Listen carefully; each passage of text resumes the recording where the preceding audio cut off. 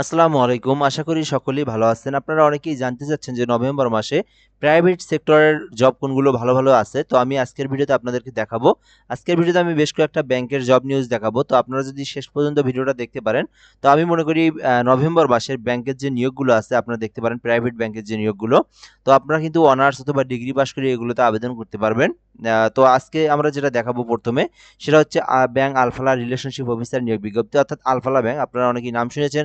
বাংলাদেশের প্রায় ৫০০-র মতো অধিকে জেলা এবং উপজেলাতে আলফালা ব্যাংকের শাখা প্রশাখা রয়েছে এবং বিভিন্ন জায়গাতে কিন্তু বুথও আছে, ঠিক আছে? অর্থাৎ এটিএম বুথও কিন্তু আছে, আপনারা দেখে থাকছেন। সো এই আলফালা ব্যাংকে কিন্তু নিয়োগ বিজ্ঞপ্তি প্রকাশ করা হয়েছে। এটা সম্পর্কে প্রথমে দেখব, তারপরে আরও যে দুটোতে সেই দুটো নিয়োগ আপনাদেরকে সংক্ষিপ্তভাবে বলে দেবো এবং আবেদনের প্রসেসটাও বলে দেবো, আবেদনের শেষ তারিখটাও বলে দেবো। সো এই জন্য অবশ্যই ভিডিওটা শেষ পর্যন্ত দেখলেই আপনি ব্যাংক আলফালা সম্পর্কে A to Z জানতে পারবেন, আবেদনের প্রসেসটাও জানতে পারবেন, ঠিক আছে? আরেকটা কথা বলে নেই, যদি এই চ্যানেলটাতে আপনি নতুন হয়ে থাকেন অবশ্যই সাবস্ক্রাইব করে রাখবেন। বাংলাদেশের যত সরকারি চাকরির সার্কুলার আছে এবং প্রাইভেট চাকরির সার্কুলারের মধ্যে ভালো ভালো যে সার্কুলারগুলো আছে সেই সার্কুলারগুলো আমি এই চ্যানেলে আপলোড দিয়ে থাকি। অবশ্যই সাবস্ক্রাইব করবেন, আমাদের সঙ্গে যুক্ত থাকবেন। ভালো ভালো সার্কুলারগুলো আপনি সবার আগে জানতে পারবেন ইনশাল্লাহ। তো ব্যাংক আলফালা, এখান থেকে আমরা দেখব ব্যাংক আলফালা রিলেশনশিপ অফিসার নিয়োগ বিজ্ঞপ্তি। পাকিস্তানের একটি প্রাইভেট ব্যাংক, এটা হচ্ছে আপনার পাকিস্তানে থেকে প্রতিষ্ঠিত হয়েছিল আর কি, আবুধাবি গ্রুপের মালিকানাধীন। ১৬ মে ২০০৫ এই ব্যাংক প্রতিষ্ঠিত হয়। ব্যাংকটির রিলেটিভ ব্যাংকিং বিভাগ রিলেশনশিপ অফিসার নিয়োগ দেওয়া হবে, অর্থাৎ রিলেশনশিপ ম্যানেজার ব্রাঞ্চ পদে নিয়োগ বিজ্ঞপ্তি প্রকাশ করেছে ব্যাংক আলফালা। যারা আবেদন করবেন এই রিলেশনশিপ অফিসার এই পদে আপনাদেরকে আবেদন করতে হবে। আগ্রহী যোগ্য ও অভিজ্ঞ প্রার্থীরা আগামী ২৯ নভেম্বর ২০২৫ তারিখ পর্যন্ত অনলাইনে আবেদন করা যাবে। এটা হচ্ছে বিডি জবসের মাধ্যমে আবেদন প্রসেসটা আমি আপনাদেরকে দেখাবো। তো এটা হচ্ছে নভেম্বর মাসের ২৯ তারিখ পর্যন্ত আপনারা আবেদন করতে পারবেন। তো এর মধ্যে আপনাদেরকে আবেদনটা করতে হবে। তো আপনারা চাইবেন, যেহেতু বিডি জবসের মাধ্যমে অনেক আবেদন পড়ে, তো আপনারা চাইবেন যে আবেদনটা একটু শুরুর দিকেই করতে।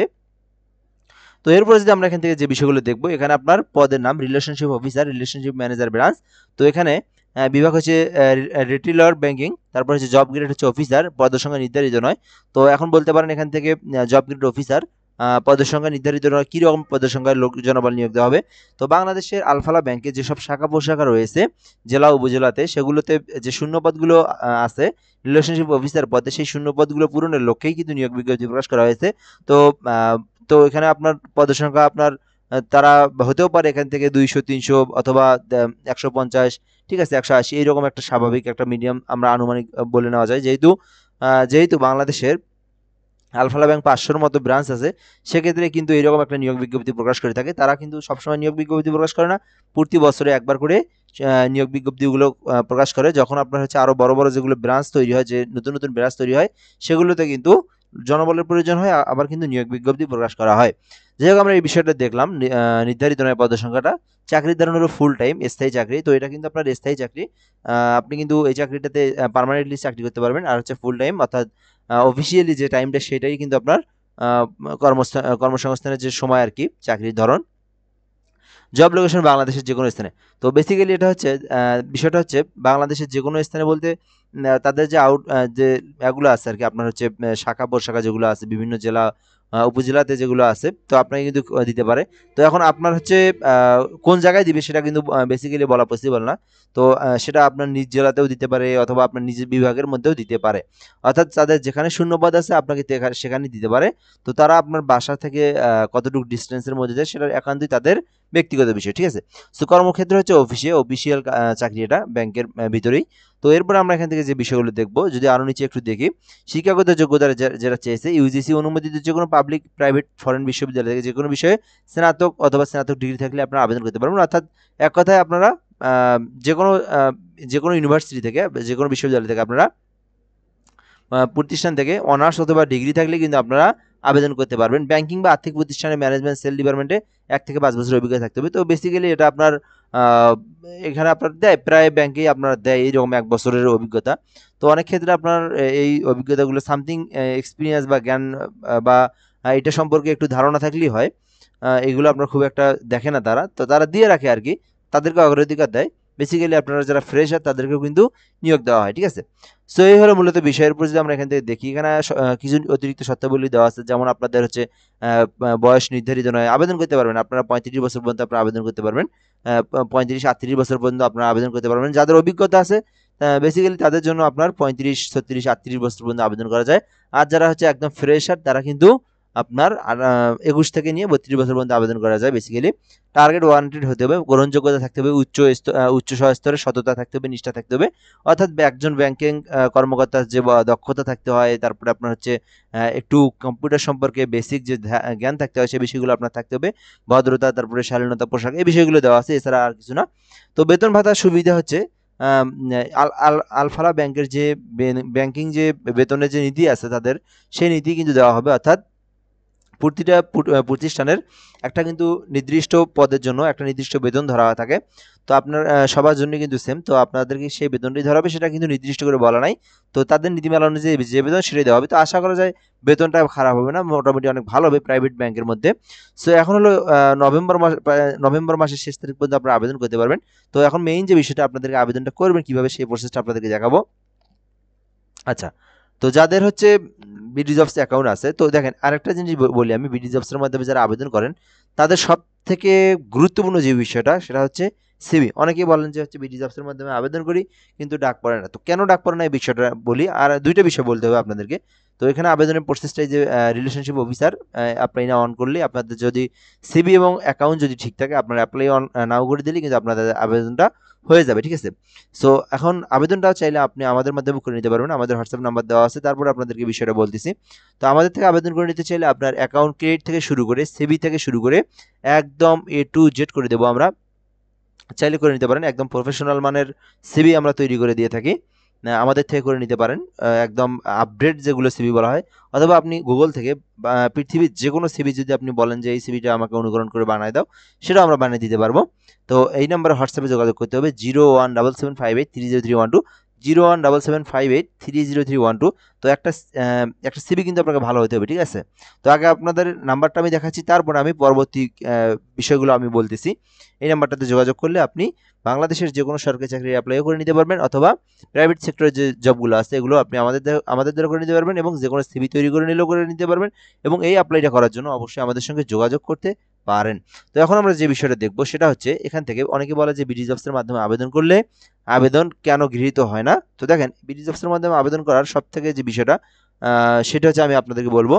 তার আগে একটু বলে নিই, অনেকে বলে যে বিডি জবসের অ্যাকাউন্টের যে পার্সেন্টেজটা, এটা অনেকে বলে যে 100 হয় নাই, 77, কারো 80, 75। দেখেন, আপনার বিডি জবসের অ্যাকাউন্ট যদি হয় 20%, তবু কিন্তু কোম্পানি কখনো দেখবে না যে আপনার বিডি জবসের অ্যাকাউন্ট 20%, আপনাকে ডাকা হবে না। এখানে আপনার অ্যাকাউন্টের সাথে প্রতিষ্ঠানের কোনো সম্পর্কই নাই। এটা প্রতিষ্ঠান কখনো আপনার অ্যাকাউন্ট দেখে না, প্রতিষ্ঠান থেকে আপনার সিভি। অ্যাকাউন্ট হচ্ছে আপনার বিডি জবসের একটা অ্যাকাউন্ট, ঠিক আছে। সো এই জন্য আপনাদেরকে সিভি, যেখানে সিভিটা আপলোড দেয় প্রতিষ্ঠানে আপনি আবেদন করবেন, জাস্ট তারা সিভিটা ডাউনলোড করে নিবে। সিভিটা ডাউনলোড করে নিয়ে আপনার সিভির মধ্যে আপনার পিকচার দেখবে, অবশ্যই ছবি অ্যাটাচ থাকতে হবে। তারপরে আপনার এডুকেশনাল কোয়ালিফিকেশন দেখবে, আপনার ঠিকানা দেখবে, আপনার মোবাইল নাম্বার দেখবে, ইমেইল দেখবে, সব কিছু সুন্দর করে কিন্তু তারা কোথায় দেখবে, আপনার সিভিটা দেখবে। তারা কিন্তু আপনার অ্যাকাউন্ট কখনোই দেখবে না। বাংলাদেশের কোনো চাকরির জন্য বিডি জবসের অ্যাকাউন্ট কেউ দেখে না, ঠিক আছে। তারা দেখে সিভি। প্রতিটা প্রতিষ্ঠান নিয়োগ দিলে সিভি দেখে। এই জন্য আপনাদেরকে সিভিটা আপনাদেরকে ভালোভাবে ক্রিয়েট করতে হবে, তারপরে কিন্তু আপনাদেরকে আপলোড দিতে হবে, তারপরে কিন্তু আপনাকে অ্যাপ্লাই করতে হবে। তো এই হলো প্রসেস। তো এখন তারপরে যদি আপনারা বলেন যে ডাকে না কেন, তো দেখেন, প্রাইভেট প্রতিষ্ঠানে আবেদন করলে, তো মনে করেন আপনার যে আবেদনের উপর নির্ভর করে এটা, এই বিষয়গুলো অনেকে জানে না, আমি বলে দিই আর কি। তো দেখেন, এই প্রতিষ্ঠানে মনে করেন নিয়োগ দেওয়া হবে 200 জন। এখন আবেদন যদি পড়ে এটাতে না, এটা আমি একটা উদাহরণ দিচ্ছি, এগুলোর আবেদন একেবারে কম পড়ে থাকে। এগুলোতে ডাকার সম্ভাবনাই 90%, 100%। এগুলোতে ডাকে, ওইগুলোতে আবেদনের সংখ্যা কম পড়ে। যেমন কিছুদিন আগে ব্যুরোতে কিন্তু একটা নিয়োগ বিজ্ঞপ্তি প্রকাশ করা হয়েছিল, সেটাও বিডি জবসের মাধ্যমে আবেদন। তো অনেকেই কিন্তু ডাকে নাই। তো দেখেন, তারা নিয়োগ দিবে হচ্ছে আপনার মনে করেন 500 জন, আবেদন করছে 1 লক্ষ।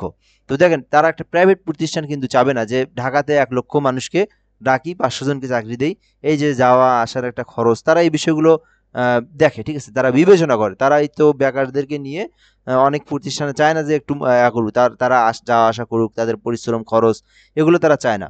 তারা চায় সিভি দেখবো, সিভি দেখার মধ্যে 1 লক্ষ আবেদন করছে, সমস্যা নেই, আমি 2-3 হাজার সিভি দেখবো, সিভি দেখে আমি যাদেরকে ভালো মনে হয় শুধুমাত্র এইরকম 2-3 হাজারকে আমি চাকরির জন্য ডাকবো।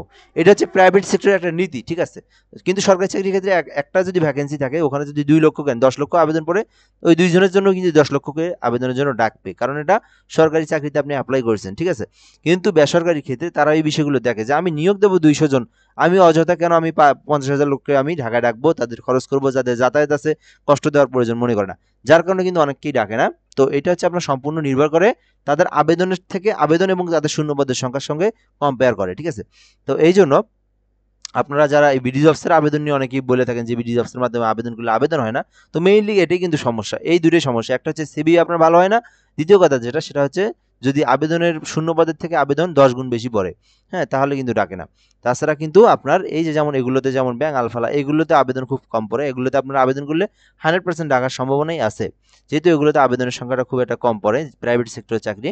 তো এই হলো বিষয়। যারা আবেদন করবেন অবশ্যই আপনারা আবেদনটা করতে পারেন। যারা বেকার আছেন এই ব্যাংকগুলোতে দেখতে পারেন। এটা হচ্ছে একটা ব্যাংক। আরো বেশ কিছু ব্যাংক আছে। যেমন এখান থেকে এটা হচ্ছে আপনার আলফালা ব্যাংক। এরপর যদি আমরা এখান থেকে দেখি, এখান থেকে এনআরবি ব্যাংকেও কিন্তু নিয়োগ বিজ্ঞপ্তি প্রকাশ করা হয়েছে। নভেম্বর পর্যন্ত সময় আছে। যারা আবেদন করবেন আপনারা আমাকেও বলতে পারেন। আমি আপনার আবেদনটা সুন্দরভাবে করে দেব। এরপর আরেকটা আছে এখান থেকে ম্যানেজার এমটিও ব্যাংক, আপনারা জানেন মার্সেন্টাল ব্যাংক যেটা আছে সেটাতেও কিন্তু নিয়োগ বিজ্ঞপ্তি প্রকাশ করা হয়েছে। 7 নভেম্বর পর্যন্ত সময় আছে। যাই হোক, যে ব্যাংকে আবেদন করবেন সেই ব্যাংকে কিন্তু আবেদন করতে পারেন। আর নিজেরা চাইলে আবেদন করতে পারেন, আর আমাদের থেকে চাইলেও আবেদন করে নিতে পারেন। আমাদের থেকে আবেদন করে নিতে চাইলে আপনার যে বিষয়টা সেটা হচ্ছে সিভিটা, হ্যাঁ? সিভিটা আমরা সুন্দর করে আপনাদেরকে ক্রিয়েট করে দিই। আপনার যা অ্যাকাউন্ট যেটা, অ্যাকাউন্টও ক্রিয়েট করে দিই। অ্যাকাউন্টও ক্রিয়েট করে দেওয়ার পর আপনার সিভিটা আমরা ভালোভাবে দেখি সবকিছু ঠিক আছে কিনা। দেন সিভিটা যদি প্রফেশনাল মানের হয়, আপডেট হয়, তাহলে কিন্তু আমরা সেই সিভিটা আপলোড দিয়ে এপ্লাইটা করে দিই। সো এ পর্যন্ত ভিডিওটা, ধন্যবাদ, ভালো থাকবেন। অবশ্যই চ্যানেলটাতে সাবস্ক্রাইব করে আমাদের সঙ্গে যুক্ত থাকবেন। কোনো কিছু জানা থাকলে কমেন্ট বক্সে জানাতে পারেন। আসসালামু আলাইকুম।